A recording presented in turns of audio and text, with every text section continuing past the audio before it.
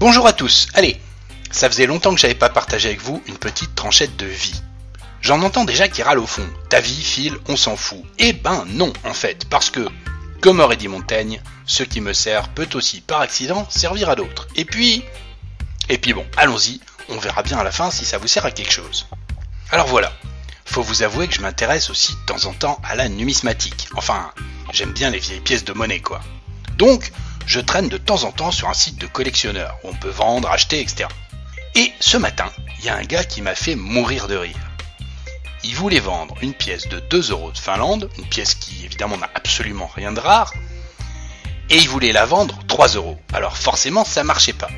Alors le gars, qu'est-ce qu'il a fait? Il a baissé son prix. Il l'a mise à 1,50 €. Et je vous jure que c'est vrai. Alors en fait, c'est doublement idiot. Pourquoi?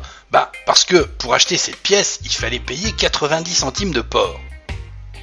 Non, le gars qui fait le montage, tu veux pas suivre un peu là, s'il te plaît? Si je te fais chier, tu me le dis, hein, t'hésites pas. Bon, ok. Donc, il fallait payer 90 centimes de port. Donc, doublement idiot parce que la pièce de 2 €, elle serait revenue à celui qui l'aurait acheté à 2,40 €. Déjà, vous comprenez bien que c'était pas gagné cette histoire. Mais surtout, pourquoi est-ce que le gars qui veut vendre sa pièce 1,50 €, il va pas plutôt s'acheter un truc avec? Puisque c'est une pièce de 2 € encore en circulation, et que donc, elle vaut 2 € quoi. Alors bon, j'étais justement en train de penser à ça et de me marrer tout seul quand arrive l'heure d'aller chercher ma fille à l'école. Et là, on est sur le chemin du retour et elle me dit « Oh papa, regarde, une Barbie !» Hein?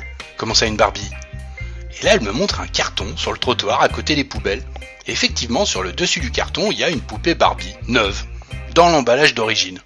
Je peux la prendre s'il te plaît, papa?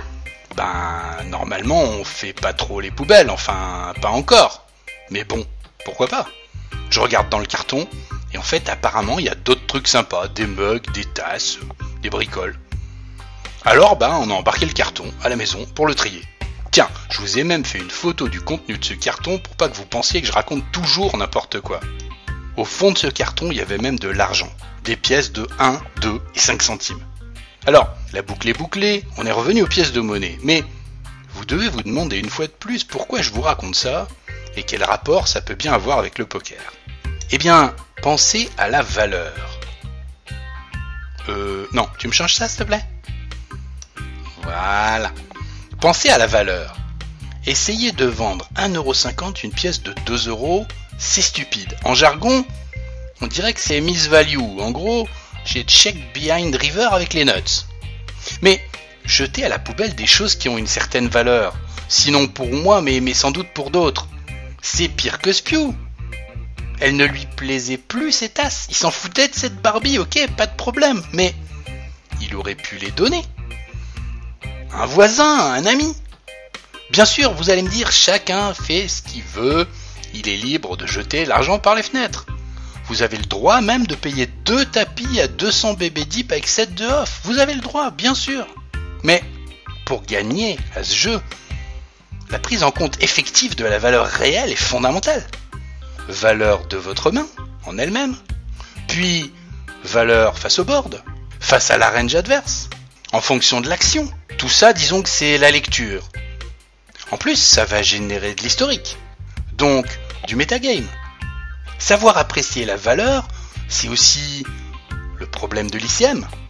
Et naturellement, c'est aussi fondamental dans l'appréciation du risk-reward. Et puis, c'est aussi la bonne perception de l'edge, ou de l'absence d'edge. À quelle table est-ce que je dois m'asseoir? Est-ce que je suis à ma place à cette limite en cash game? En coaching, c'est un truc qu'on doit souvent travailler, la juste appréciation de soi, de son niveau, de ses besoins, de son état psychologique. C'est ça qui permet de se fixer les bons objectifs et les bons moyens pour y parvenir, naturellement. Vous voyez, c'est une notion clé, la valeur, peut-être même la notion clé pour réussir à ce jeu. Si vous avez besoin de travailler ça, n'hésitez pas à nous appeler. Ça vous évitera peut-être de vendre 1,50 € des pièces de 2 €. sur les tables de poker.